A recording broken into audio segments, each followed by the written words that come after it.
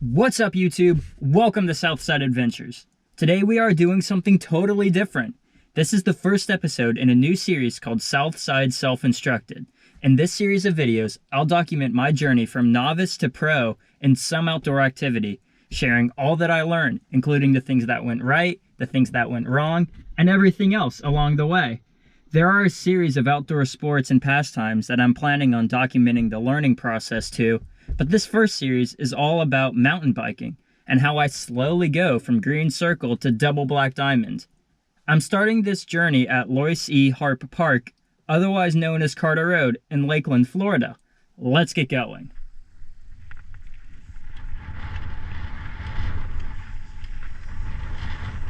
Welcome to the trailhead parking lot of Carter Road. I'm just a quick bounce away from the trail and starting off this learning journey. This trail, Ivy, is the easiest in the park. It's a pretty basic green circle, and it's the perfect place for a beginner like me to start. It's a pretty uneventful trail, and it just twists around with lazy corners. It's relatively wide, and it's over flat ground, all of which is good for me. I'm going to be taking this relatively slow, and I'm mostly going to be figuring out this bike I'm riding. Although, this trail isn't the coolest, so let's just fast forward to the next trail.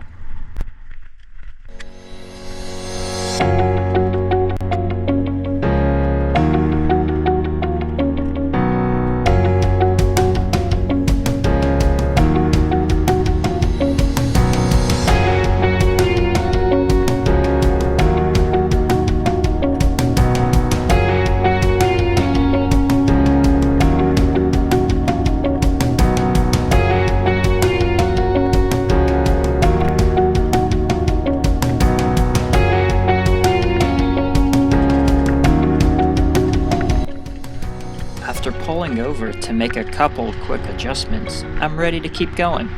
Up next is Sprinkler Hill, another pretty basic green circle trail, but with a couple differences, especially in elevation. I also took this trail pretty slow, and this time I'm focusing on a couple things. Along with learning the bike I'm riding, I'm working on choosing my line, or the path through a section of trail. This trail also has more than a few berms and sharper curves compared to the previous trail, so I'm also focusing on body positioning, weight distribution, and pedal position. I found that on the first trail, my right leg was mostly straightened and I jammed my feet and the pedals on roots and stuff, so I'm trying to keep both pedals more horizontal and hopefully out of the way of stuff protruding from the ground. Lastly, I'm starting to look further ahead on the trail and make a decision about what's coming up before it's on me. Even on Ivy, I was looking directly in front of the wheel, and I almost ran into a tree or off the trail a few times simply because I didn't see it coming. Anyway, fast forward because this trail is still pretty uneventful.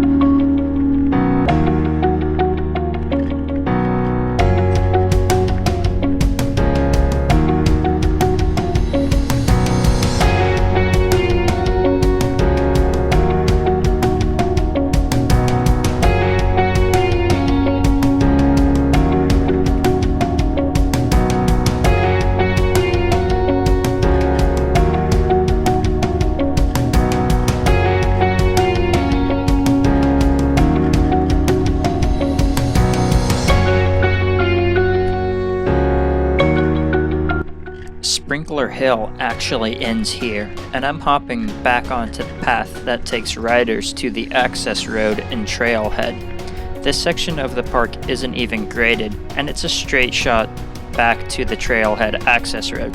There are a few black diamond trails that start and finish on this access path, but they are way above my pay grade. I don't bother with them this time, but they look fun, and I'm eventually going to tackle them.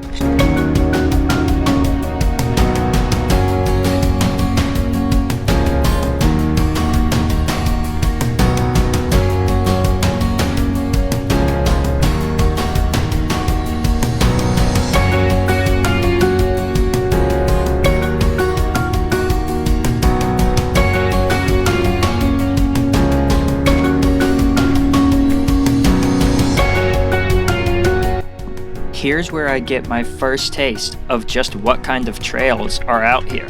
Seemingly out of nowhere, the trail that I thought was a connector to other trails gets narrow and full of roots, and shallow water starts filling in on the bank. I'd rather not fall into that mud, so I put on the brakes, get off the trail I can't do, and pedal off to the last trail of the session on the real access path.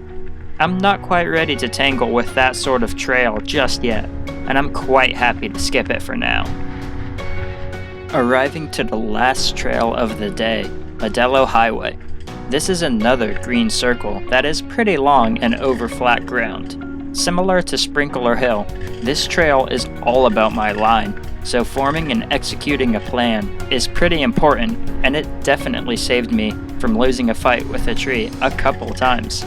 The trail builders aren't afraid to get riders real close to tree roots, stumps, trunks, and branches, and more than once I had to slam on the brakes.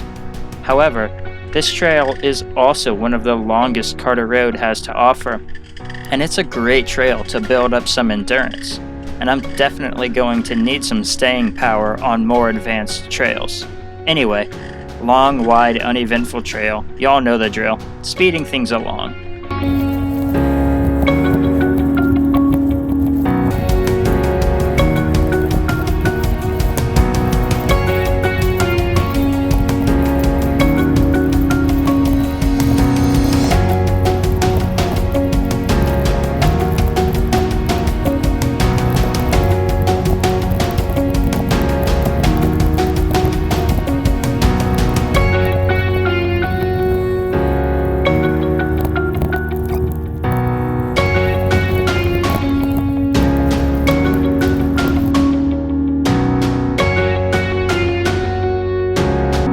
And that wraps up this mountain biking session. Overall, it was a lot of fun and a great workout.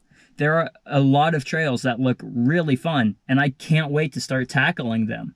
I can totally see why people enjoy this, and after only completing the 3 easiest trails in my local park, I'm totally hooked.